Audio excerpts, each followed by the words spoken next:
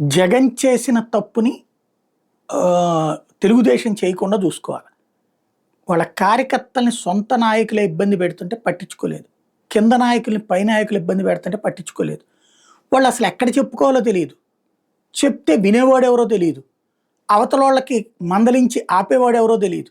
లేదా ఇద్దరిని కూర్చోబెట్టి పంచాయతీ చేసి ఎవరిది రైట్ అయితే వాళ్ళది రైటు, ఇంకొకళ్ళది రాంగ్ అయితే రాంగు అని చెప్పేవాడు లేరు. పర్యవసానం సొంత కార్యకర్తల్ని వేధించారు. సొంత సోషల్ మీడియా కార్యకర్తల్ని వైసీపీ హయాంలో వైసీపీ వాళ్ళు అరెస్ట్ చేసి జైళ్లలో పెట్టినటువంటి పరిస్థితి. దాంతోపాటుగా రకరకాల ఇబ్బందులు పడ్డారు. అదంతా విరక్తి చెందినే వాళ్ళు ఎదురు తిరిగింది. జగన్ మీద ప్రేమ ఉన్న స్థానిక నాయకుల అరాచకం వల్ల. ఇప్పుడు అట్లాంటి పరిస్థితి తెలుగుదేశానికి రాకుండా చూసుకోవాలి.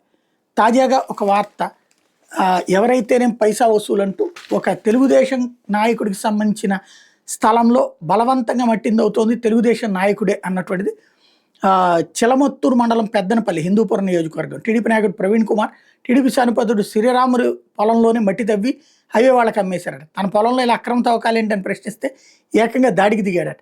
నేను టీడీపీ వాడినే, నాకెట్లా అన్యాయం చేస్తే ఎవరికి చెప్పుకోవాలంటూ బాధితుడు లబోదిబోమంటున్నాడు. ఒక వీడియో రిలీజ్ చేయడంతో బయటకు వచ్చింది.